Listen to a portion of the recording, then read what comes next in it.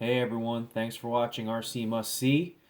Today I'm going to start off this video with a bit of maintenance on my version 1 JLB Cheetah.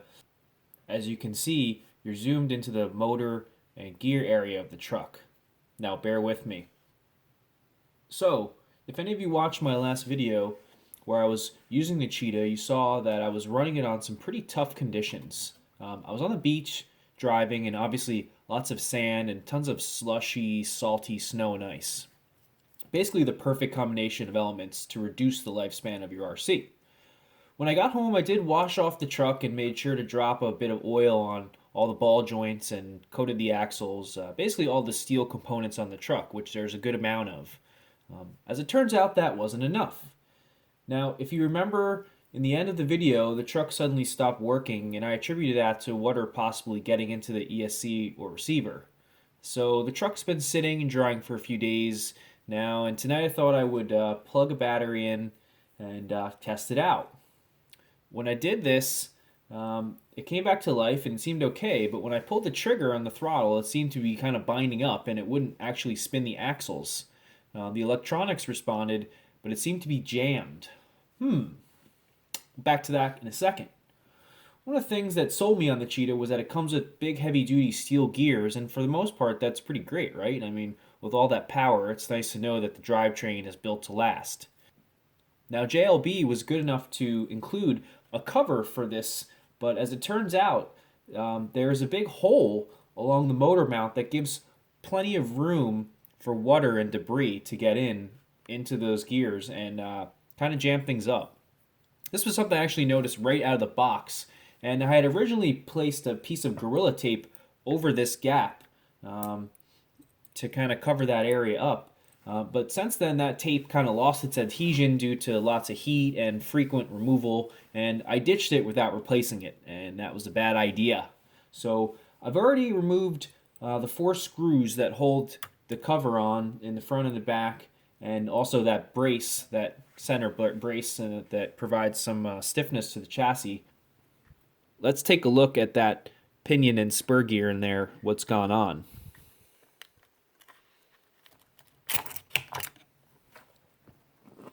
Look at all that corrosion. That's nasty stuff. And if left alone, that will definitely deteriorate everything and get solid and kind of rust everything into place. That might be what's jamming things up. So if you drive a truck in wet conditions, muddy conditions, especially in salty wet conditions like I do, you definitely have to make sure you clean all the exposed drive components. A little WD-40 definitely goes a long way.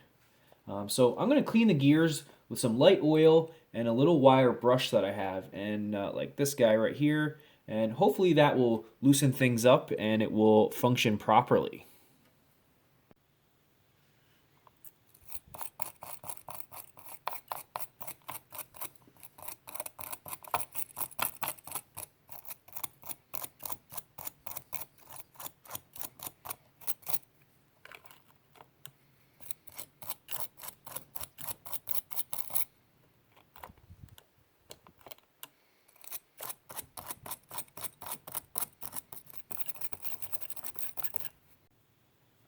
A little bit of oil here. This is just a little bit of bearing oil.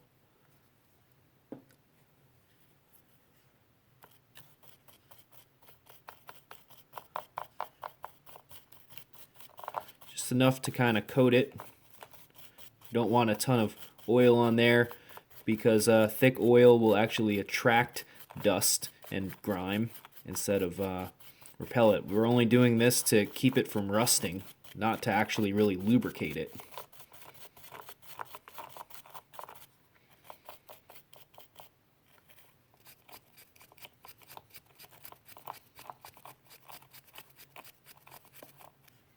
Sweep out any of that remaining sand and rusty grime.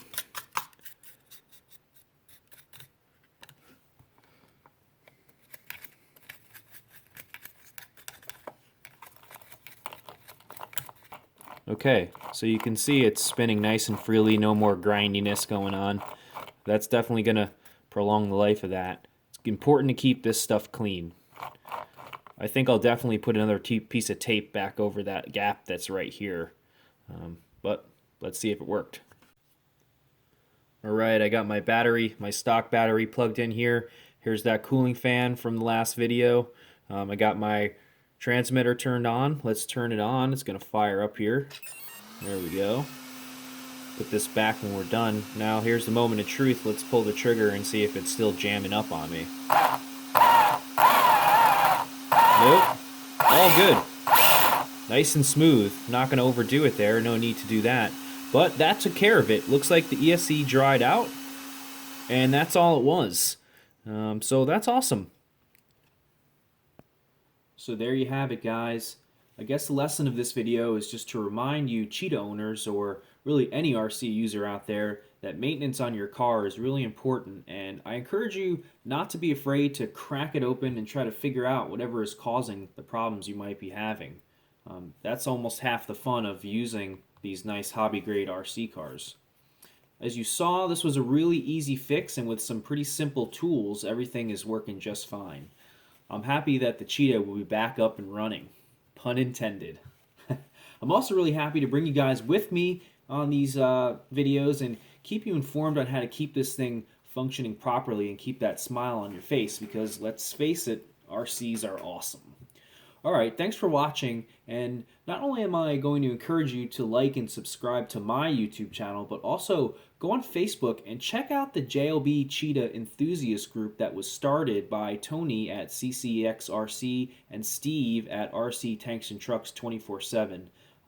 This is a really great resource for any of you Cheetah owners out there or potential owners to stay informed, communicate, ask questions, very easily, and also share your own Cheetah pictures, videos, or whatever.